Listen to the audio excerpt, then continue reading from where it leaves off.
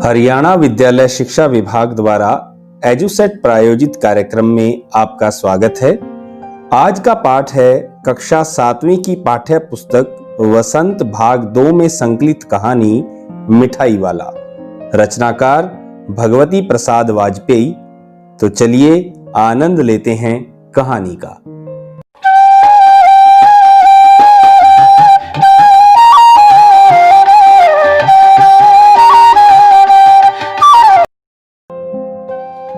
बहुत ही मीठे स्वर के साथ वह गलियों में घूमता हुआ कहता, को बहलाने वाला, खिलौने वाला।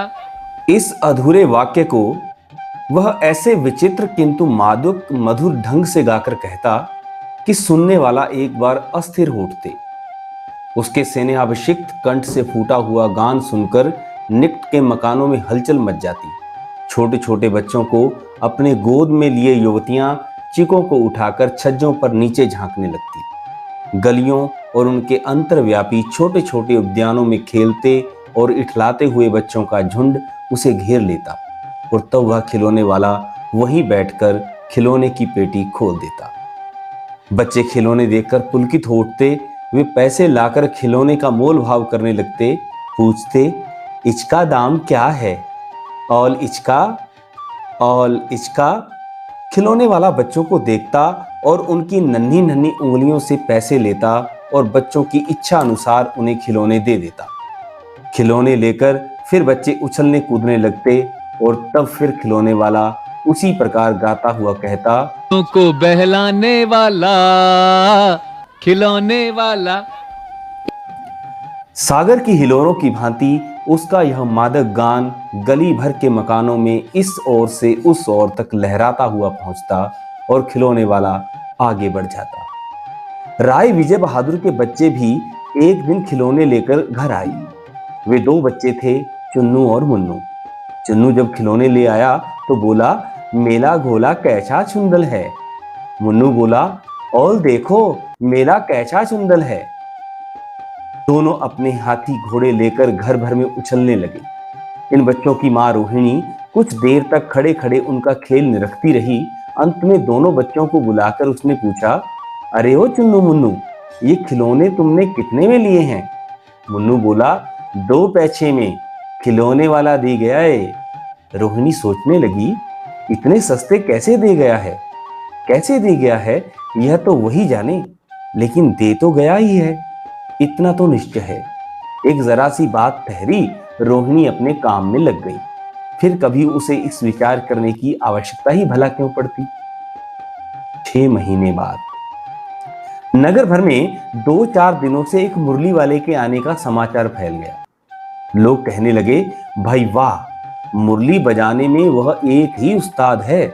मुरली बजाकर गाना सुनाकर वह मुरली बेचता भी है, सो भी 2-2 पैसे में। भला इसमें उसे क्या मिलता होगा? मेहनत भी तो ना आती होगी। एक व्यक्ति ने पूछा, कैसा है वह मुरली वाला? मैंने तो उसे देखा ही नहीं। उत्तर मिला, उम्र तो उसकी अभी अधिक न होगी, यही 30-32 का होगा। दुबला पतला गोरा युवक है, बीकानेरी रंगीन साफा बांधता है। अरे वही तो नहीं जो पहले खिलौने बेचा करता था? क्या वह पहले खिलौने भी बेचा करता था? हाँ, जो आकार प्रकार तुमने बतलाया उसी प्रकार का वह भी था। तो वही होगा, पर भाई है वह उस्ताद। प्रतिदिन इसी प्रकार उस मुरली वाले की चर्चा होती। प्रतिदिन नगर की प्रत्येक गली में उसका मादक मृदुल स्वर सुनाई पड़ता, बच्चों को बहलाने वाला, मुरलिया वाला। रोहिणी ने भी मुरली वाले का यही स्वर सुना। तुरंत ही उसने खिलौने वाले का स्मरण हो आया। उसने मन ही मन कहा, खिलौने वाला भी इसी तरह गा गा कर खिलौने बेचा करता था। रोहिणी उठकर अपने पति विजय बाबू के पास गई। जरा उस मुरली वाले को बुलाओ तो, चुन्नू मुन्नू के लिए ले लूं। क्या पता या फिर इधर आए ना आए। वे भी जान पड़ता है पार्क में खेलने निकल गए हैं। विजय बाबू एक समाचार पत्र पढ़ रहे थे। उसी तरह उसे लिए हुए वे दरवाजे पर आकर मुरली वाले से बोले, क्यों भाई, किस तरह देते हो मुरली? किसी की टोपी गली में पड़ी, किसी का जूता पार्क में ही छूट गया और किसी की सोथनी पजामा ढीला होकर लटक आई। इस तरह दौड़ते हाँफते बच्चों का झुंड आ पहुंचा। एक स्वर से सब बोल उठे, अम्बी लेंदे मुल्ली, अम्बी लेंदे मुल्ली। मुरली वाला हर्ष से गदगद हो उठा, बोला, सबको देंगे भैया, लेकिन जरा रुको, ठहरो, एक एक को देने दो। अभी इतनी जल्दी हम कहीं लौटे थोड़ी जा रहे हैं, बेचने तो आए ही हैं, और हैं भी इस समय मेरे पास एक दो नहीं, पूरी 57। हाँ बाबूजी, क्या पूछा था आपने, कितने में दी? दी तो वैसे 3-3 पैसे के हिसाब से हैं, पर आपको 2-2 पैसे में ही दे दूंगा। विजय बाबू भीतर बाहर दोनों रूपों में मुस्कुरा दिए। मन ही मन कहने लगे, कैसा है, देता तो सबको इसी भाव से है, पर मुझ पर उल्टा एहसान लाद रहा है। फिर बोले, तुम लोगों की झूठ बोलने की आदत होती है, देते होगे सभी को 2-2 पैसे में, पर एहसान का बोझा मेरे ही ऊपर लाद रहे हो। मुरली वाला एकदम अप्रतिभ हो उठा, बोला, आपको क्या पता बाबूजी, इनकी असली लागत क्या है। यह तो ग्राहकों का दस्तूर होता है कि दुकानदार चाहे हानि उठाकर चीज क्यों ना बेचे, पर ग्राहक यही समझते हैं कि दुकानदार मुझे लूट रहा है। आप भला काहे को विश्वास करेंगे। लेकिन सच पूछिए तो बाबूजी, असली दाम 2 ही पैसा है। आप कहीं से 2 पैसे में ये मुरली नहीं पा सकते। मैंने तो पूरी 1000 बनवाई थी, तब मुझे इस भाव पड़ी हैं। विजय बाबू बोले, अच्छा, मुझे ज्यादा वक्त नहीं है, जल्दी से 2 ठो निकाल दो। 2 मुरलियां लेकर विजय बाबू फिर मकान के भीतर पहुंच गए। मुरली वाला देर तक उन बच्चों के झुंड में मुरलियां बेचता रहा। उसके पास कई रंग की मुरलियां थी। बच्चे जो रंग पसंद करते, मुरली वाला उसी रंग की मुरली निकाल देता। यह बड़ी अच्छी मुरली है, तुम यही ले लो बाबू। राजा बाबू, तुम्हारे लायक तो बस यह है। हाँ भैया, तुमको वही देंगे, ये लो, तुमको वैसी चाहिए ना, यह नारंगी रंग की। हाँ अच्छा, वही ले लो। हाँ, ले आए पैसे? अच्छा, ये लो, तुम्हारे लिए मैंने पहले ही यह निकाल रखी थी। तुमको पैसे नहीं मिले? तुमने अम्मा से ठीक तरह मांगे ना होंगे। धोती पकड़कर पैरों में लिपटकर अम्मा से पैसे मांगे जाते हैं बाबू। हाँ, फिर जाओ, अब की बार मिल जाएंगे। 2 अन्नी है तो क्या हुआ, ये लो पैसे वापस लो। ठीक हो गया ना हिसाब, मिल गए पैसे। देखो मैंने तरकीब बताई। अच्छा, अब तो किसी को कुछ नहीं लेना है, सब ले चुके। तुम्हारी माँ के पास पैसे नहीं हैं। अच्छा, तुम यह ले लो। अच्छा, तो अब मैं चलता हूँ। इसी तरह मुरली वाला फिर आगे बढ़ गया। बच्चों को बहलाने वाला। आज अपने मकान में बैठी हुई रोहिणी मुरली वाले की सारी बातें सुनती रही। आज भी उसने अनुभव किया, बच्चों के साथ इतने प्यार से बातें करने वाला फेरी वाला कभी नहीं आया। फिर वह सौदा भी कैसे सस्ता बेचता है, भला आदमी जान पड़ता है। समय की बात है जो बेचारा इस तरह मारा मारा फिरता है। पेट जो ना कराए सो थोड़ा। इसी समय मुरली वाले का क्षीण स्वर दूसरी निकट की गली से सुनाई पड़ा। बच्चों को बहलाने वाला, मुरलिया वाला। रोहिणी से सुनकर मन ही मन कहने लगी, और स्वर कैसा मीठा है इसका। बहुत दिनों तक रोहिणी को मुरली वाले का वह मीठा स्वर और उसकी बच्चों के प्रति वे स्नेहासिक बातें याद आती रही। महीने के महीने आए और चले गए, फिर मुरली वाला न आया। धीरे धीरे उसकी स्मृति भी क्षीण हो गई।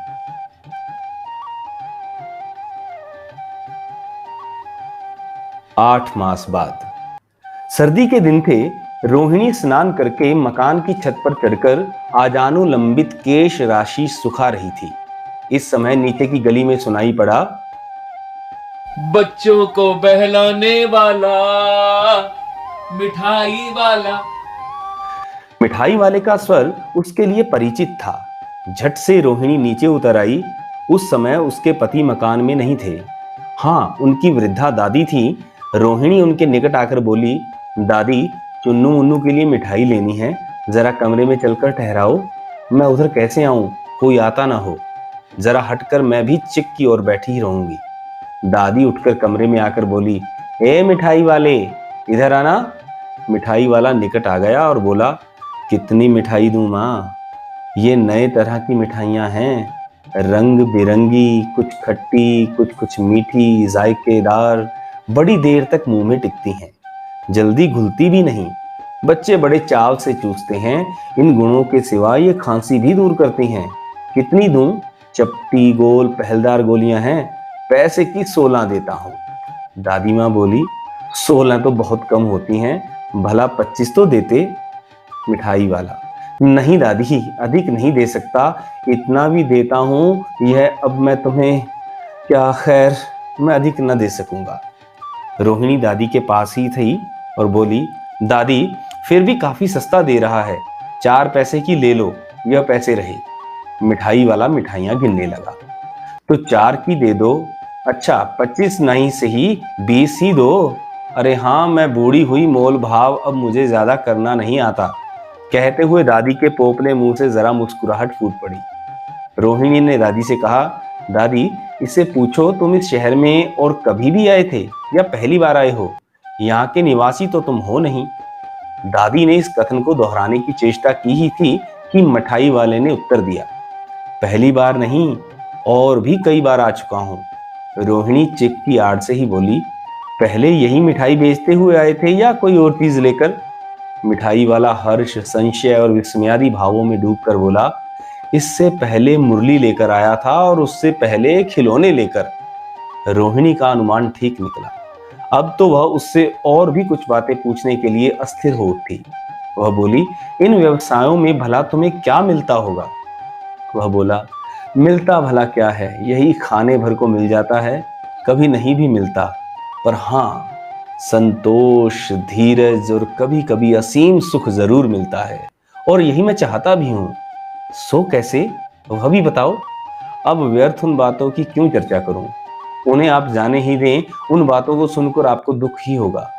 अब जब इतना बताया है तब और भी बता दो, मैं बहुत उत्सुक हूं, तुम्हारा हर्जा ना होगा, मिठाई मैं और भी ले लूंगी। अतिशय गंभीरता के साथ मिठाई वाले ने कहा, मैं भी अपने नगर का एक प्रतिष्ठित आदमी था। मकान, व्यवसाय, गाड़ी, घोड़े, नौकर चाकर सभी कुछ था। स्त्री थी, छोटे छोटे 2 बच्चे भी थे। मेरा वह सोने का संसार था। बाहर संपत्ति का वैभव था, भीतर सांसारिक सुख था। स्त्री सुंदर थी, मेरी प्राण थी। बच्चे ऐसे सुंदर थे जैसे सोने के सजीव खिलौने। उनकी अटखेलियों के मारे घर में कोलाहल मचा रहता था। पर समय की गति, विधाता की लीला अब कोई नहीं है। दादी प्राण निकाले नहीं निकलते, इसलिए अपने उन बच्चों की खोज में निकला हूं। वे सब अंत में होंगे तो यहीं कहीं, आखिर कहीं ना कहीं तो जन्मे ही होंगे। इस तरह रहता, घुल मिलकर मरता, इस तरह सुख संतोष के साथ मरूंगा। इस तरह जीवन में कभी कभी अपने उन बच्चों की एक झलक सी मिल जाती है। ऐसा जान पड़ता है जैसे वे इन्हीं में उछल उछल कर हंस खेल रहे हैं। पैसों की कमी थोड़ी ही है, आपकी दया से तो काफी पैसे हैं, जो नहीं है इस तरह उसी को पा जाता हूं। रोहिणी ने अब मिठाई वाले की ओर देखा, उसकी आंखें आंसुओं से तर हैं। इसी समय चुन्नू मुन्नू आ गए। रोहिणी से लिपटकर उसका आंचल पकड़कर बोले, अम्मा मिठाई। मुझसे लो, मुझसे लो, यह कहकर तत्काल कागज की 2 पुड़ियां मिठाइयों से भरी मिठाई वाले ने चुन्नू मुन्नू को दे दी। रोहिणी ने भीतर से पैसे फेंक दिए। मिठाई वाले ने पेटी उठाई और कहा, अब इस बार ये पैसे न लूंगा। दादी ने कहा, अरे अरे न न, अपने पैसे ले जा भाई। तब तक वह आगे जा चुका था और उसी मादक मृदुल स्वर में बोल रहा था, बच्चों को बहलाने वाला मिठाई वाला, बच्चों को बहलाने वाला।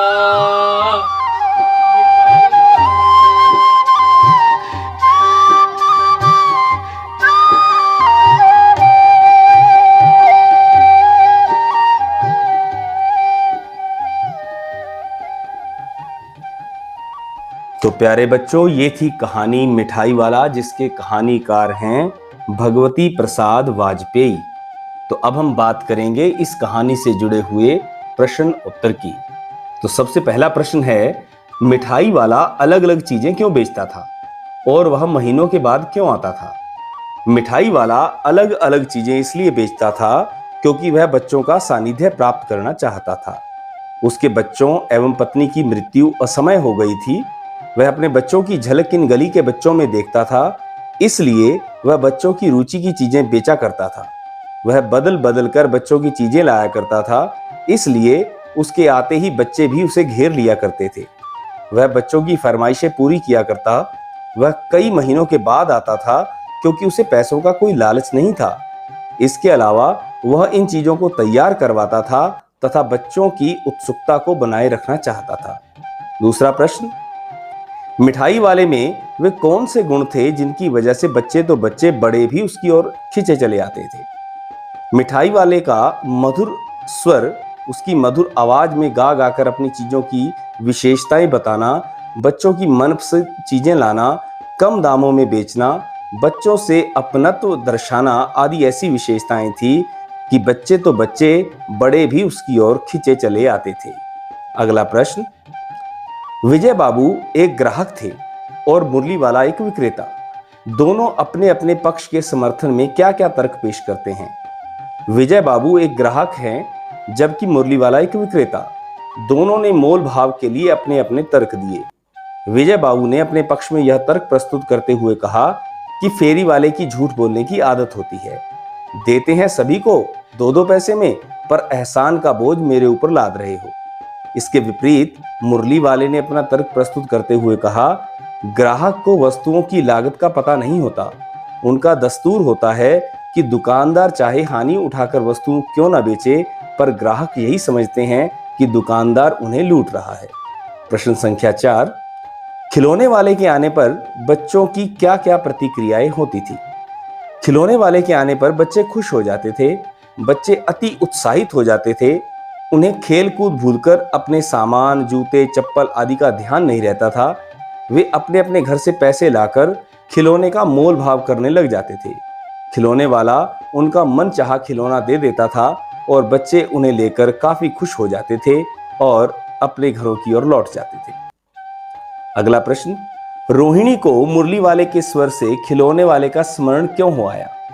रोहिणी को मुरली वाले के स्वर से खिलौने वाले का स्मरण इसलिए हो आया क्योंकि खिलौने वाले की तरह इसकी आवाज जानी पहचानी थी। खिलौना वाला भी इसी प्रकार मधुर स्वर में गा गाकर खिलौने बेचा करता था।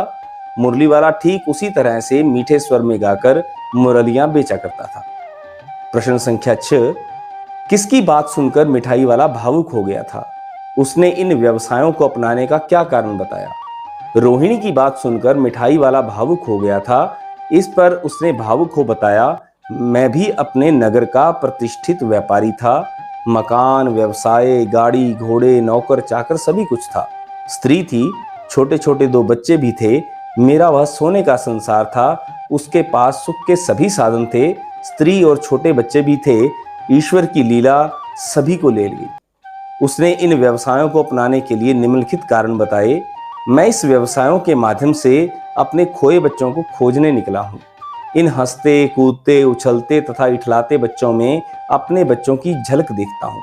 इन वस्तुओं को बच्चों में बेचकर संतोष का अनुभव करता हूँ। बच्चों के चेहरे की खुशी देखकर मुझे असीम सुख और शांति का अनुभव होता है। अगला प्रश्न, अब इस बार ये पैसे न लूंगा।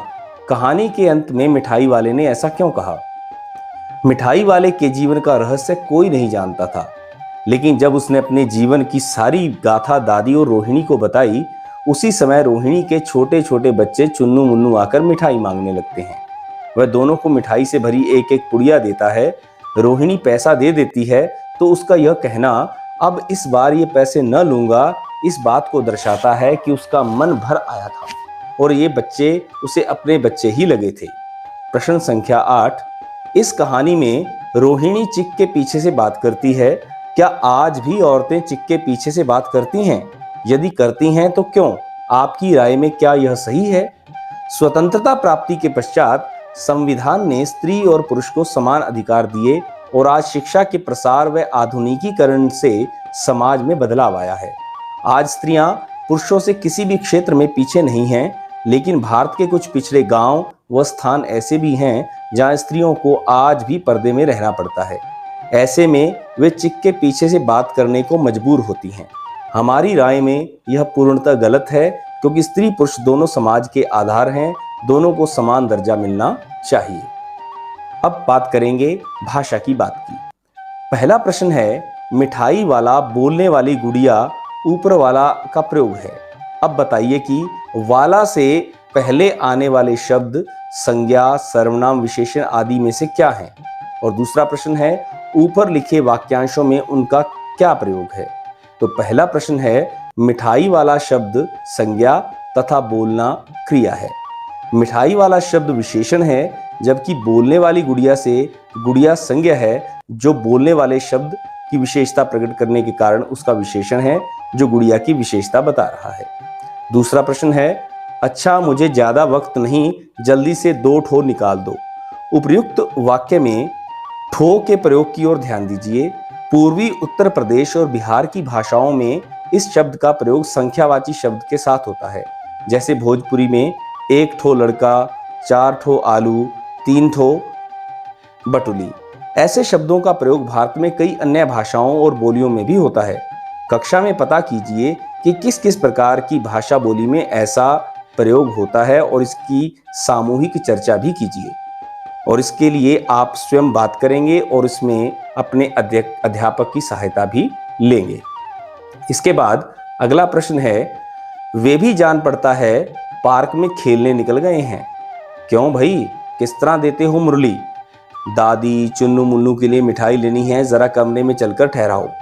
भाषा के ये प्रयोग आजकल पढ़ने सुनने में नहीं आते। आप ये बातें कैसे कहेंगे? जैसे उन्होंने कहा, वे भी जान पड़ता है पार्क में खेलने निकल गए, तो उसे कहा जा सकता है, लगता है वे भी पार्क में खेलने निकल गए हैं। दूसरी बात, क्यों भाई किस तरह देते हो मुरली? भैया इस मुरली का मूल्य क्या है? तीसरी पंक्ति, दादी चुन्नू मुन्नू के लिए मिठाई लेनी है, जरा कमरे में चलकर ठहराओ। दादी चुन्नू मुन्नू के लिए मिठाई लेनी है, जरा जाकर उसे कमरे में बुलाओ। इस प्रकार ये थी भाषा की बात। अब आपके लिए कुछ करने के लिए, यानी कि रचनात्मक दृष्टि से जो आपने अपने कक्षा अध्यापक, अपने विषय अध्यापक के दिशा निर्देशन में काम करना है, तो आप उसे नोट कर लें। जिसमें पहला प्रश्न है, फेरी वाली की दिनचर्या कैसी होती है? उनका घर परिवार कहाँ होगा? उनकी जिंदगी में किस प्रकार की समस्याएं और उतार चढ़ाव आते होंगे? यह जानने के लिए 2-2 के समूह में छात्र छात्राएं कुछ प्रश्न तैयार करें और फेरी वाले से बातचीत करें। प्रत्येक समूह अलग अलग व्यवसाय से जुड़े फेरी वालों से बात करेगा।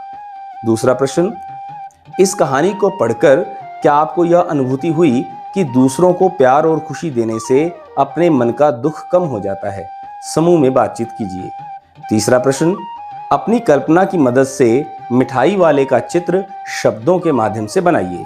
अगला प्रश्न, आपकी गलियों में कई अजनबी फेरी वाले आते होंगे, आप उनके बारे में क्या क्या जानते हैं? अगली बार जब आपकी गली में कोई फेरी वाला आए तो उनसे बातचीत करने की कोशिश कीजिए और उनके बारे में जानने का प्रयास करें। अगला प्रश्न, आपके माता पिता के जमाने से लेकर अब तक फेरी की आवाज़ों में कैसा बदलाव आया है? बड़ों से पूछकर लिखिए। और अंतिम प्रश्न है, आपको क्या लगता है कि वक्त के साथ फेरी के स्वर कम हुए हैं? कारण लिखिए। धन्यवाद।